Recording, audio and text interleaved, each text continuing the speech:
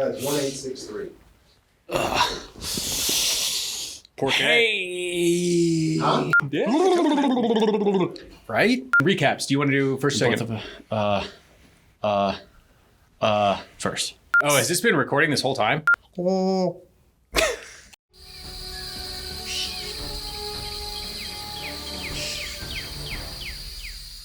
Hey, what's happening? It is Max and Tony! clad in fur and here for Talking FEY. As Nick alluded to on the episodes, actually where we film these is really cold. And so, we're just trying to stay warm. This is Talking FEY, the bi-weekly talkback of our episodes of Into the FEY. And today we're covering 33 and 34. Yes. As we like to start, if Tony, you would be so kind as to begin our delightful minute recap of that 3 hours of gameplay. I will do my best. You good? Yeah, All right. I think so. Let's do it. All right, so we just got done with the dungeon and we are saving the people that are in the mucus bubbles. And Illensworth really wanted to get out of everywhere, but Jashian was like, no, let's talk to everybody in the mucus. So then we went up and you guys grabbed a bunch of alcohol. You paid the stable boy to steal Lysanthior's cart. We went barreling down with Lysanthior's cart. We had a weird roll down window scenario with Thumpkins. We went to the Rose Thorn. We got all cleaned up and then we slept and then Oh God, and then it just got awful. And then Tia Paula's and we took naps and we came and then there was this terrible nightmare that luckily you were able to get us out of, and then we woke up and it was all sevens, like what's in the box? And it wasn't anything good. And then we were like, oh no, what do we do? But what was in the boxes also has notes, and so that took us down to the sewers, and we eventually went down to the sewers with the Centaur Surprise Dungeon, and there's a snake altar, and we're not all the way through it yet. We're probably about a third of the way through, but we also found this portal into the FEY, but we have no idea if we're... done. Sounds like Wreck-It Ralph music. Yeah, man. Dude, I just remember like Nick, he's so good at gut punches. Yes, and he I know, and to be fair, like all credit where credit due, like that is written in the module. Like Luke definitely designed it like that, but it was so awesome because like I was feeling so relieved. Like that dungeon was rough on us, man. Like we barely got through it, and just to get out. And I mean, you could tell by our demeanor and like the way that we were like laughing and having a good time with crazy. The carriage and like rolling down the window. And then to have it end like it did, it was just like, oh. We were so happy during probably the darkest episode of this campaign. Like what they don't know, like, so we had been in here for like 3 hours trying to figure out sound issues and like struggling. It's like, we just needed to have fun. Cold. And also cold. Like it really is like 50 degrees in here and we can't use heaters because it fucks up our sound. But this building is on top of a costume shop. And so we were like, well, what can keep us warm? Like Silver coats. So we were having a great time. It was the Halloween episode. Yeah, that's what so it we're was, like, let's kind of dress up. That's why Nick has the cape on. So we were just having a really great time, and it's just super funny that it ended with Funhouse Nightmare and then waking up to 3 severed heads at the foot of our bed. The fact that like the last closest thing, NPCs, yeah. I mean, what was the last thing Jastian said? That like, I'll call you. What was like? Yeah, It's a date. it's a date. Yeah. She's like, no, it's not a date. I mean, I actually texted Nick and I was like, hey man, just out of curiosity, had we done things differently? Because she tried to bring us in, and like, She did, yeah. You know, like how would it have gone? Tried to talk. And he was like, and he even said, he was like, he's like, the same thing would have happened. It's just like you guys would have been in a jail cell. Like, okay. Cool. We wouldn't have been comfy in the Rose Thorn and clean. No, we would have been in a jail cell. We would not be drunk and happy. That was probably my favorite part of 33, granted how dark it was, but was stealing Elder Lysanthior's cart and barreling to the Rose Thorn and then getting stopped by Thumpkins. He just cranks down the door, Jastian does, which doesn't happen in medieval carts, but hey, whatever. And he like pokes out his window and Thumpkins is like, we need to talk. He's like, hold on 1 second. And then she mentions Maples. You roll down your window. And then one of my favorite parts was like, wow, why did I choose the middle seat? Yeah. No, it worked really. And then we gave like the one of the women we rescued out of the mucus sack was driving. Like, yeah. So good on her. With our stable boy that was just like on the back, like, what's going on here? Exactly.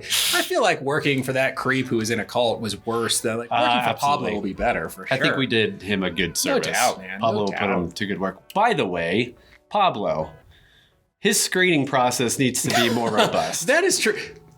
Good point. He's like, I fully screened them. endorse- We're like, how did this get by Like, you? what are you, the TSA? Come on, man. Gosh. They were severed heads, homie. Like, did you not?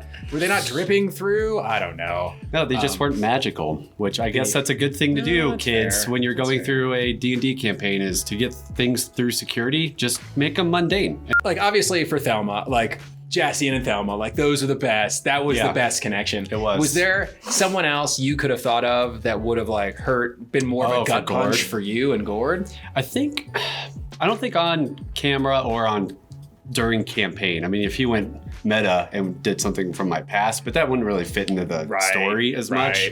right. But I don't think Gord really had too much of as deep of an emotional connection with anyone we've met Okay. as of yet. Okay. I don't think. Other than like the character, the main, The one he picked, I think, was fitting because Yeah. religious figure for sure. no doubt. But Kantar. but still, like he has a very lawful, neutral sort of, a respect to everyone he's found, but nothing emotional as of yet. Yeah. Or through this entire campaign, because I don't think that's going to happen except for you two, which I don't think he was going to decapitate you guys in your sleep. That would have been cold. No, I mean, your point about Steve was right. I mean, that dude has definitely let me down a couple of times.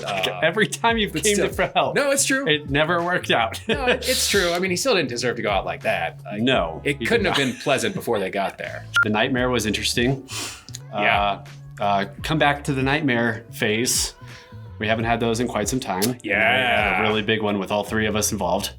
I'm glad I looked at my character sheet and was like, maybe I can turn the faithless, my channel divinity, and get us and wake us up, and that ended up working because I had no idea how to get the hell out of there. I am also glad. Or like, wake us up earlier, I suppose. like, Lord knows, Ben and I were not rolling well enough to do anything to like help us at that point No, not either. at all. So good thing you saved the day. A very fitting episode for Halloween. Our Halloween episode, though, was that Nightmare Funhouse, and then Oh, yeah. the severed heads. Like that kind of coalesced with at least having our Halloween episode. I mean, for as like less slap happy, For as slap happy for as as much we fun were. as we were having at the deaths of our loved ones. Yes. And then the dungeon. I don't know how the dungeon's going to turn out because as of now, it's been pretty simple. Yeah. But I'm sure it's going to be a lot harder. Do you think we're gonna end up in the FEY? Do you think that's just kind of like a MacGuffin red herring? I don't know. Metagame speaking, we set up the dungeon, so we're like, well, let's go through what we set up first instead of diving right into the Fae. But I did think, though, they like to play tricks. Maybe that was a red herring of like, here's the Fae, here's where I am, come to the boss level. But if we jumped in there, maybe it would have been even worse or led nowhere. Something, Or yeah. maybe that was the red herring and she's at the end of the dungeon. I'm not sure. But Do you have any strategies about like what you're gonna try to do when we? Divine Smite! Okay. It's worked in the past. Okay. But I don't have the Cold Iron Carrot Hammer, which still can't find. Haven't found in like 3 episodes. Hopefully you'll get it for the last 4 fight. episodes. Maybe we can find it for you before. Maybe then. Oberon, Be maybe nice. maybe the White Stag can bring it to me or something like that. Like some Harry Potter, like, hey, here's the Sword of Gryffindor kind of scenario. I would love to be able to like plant a seed of doubt between Jastian's dad and his new hag lover. That would be sweet. I just assume that's what's happening. And I'm Yeah. totally going to try to mage hand and steal that bitch's fucking toes. As you should. Just because. I mean, I wonder where all the toes are going to pop up. But yeah, Maybe she's wearing a because huge toe necklace. For some reason, no, it was like a bag of toes. I Oh, okay. remember. And Okay. for some, it had something. It was a jar of toes. Ah. Oh, okay. I remember like it coming up, and like all along, I've been like, man, like I don't know Steal what her that toes. means, but I'm gonna try to steal her. Maybe every toe toes. is a soul. I mean, yeah, or like some Because they're collecting connection or power. souls and then toes and then maybe they go I don't together know, somehow. I don't know. I don't know how that's gonna go, but we got by a very abandoned snake altar and centaur people and endgame. I mean, do you I think. I mean, is it? It's close. Are we- I don't know is what it- else to do. I don't know what else we have to do. I mean, I'm with you. I think we're in the pursuit. Oh man. But I do hope Lysaethir's there because he needs justice. Is that what you? And Is that what Jastian- you've named your carrot hammer? Justice. just the carrot hammer of justice. Oh, okay. And Jastian needs redemption. Yeah, I would. That's an arc that I would like to see fulfilled. Fulfilled. Yeah, exactly. Yeah, for sure. Well, helped. Wow, that was wonderful. Thanks for hanging out with us for this version of Talking Fae, volume, whatever you want to call it. Make sure to pick up Luke Hart's module Into the Fae that we're playing over at the DM layer. Link is in the down there parts. Like and subscribe, do the wardings, do all the YouTube things for us. We thank you very much. And until next time, we'll see you next time at the top of the peak.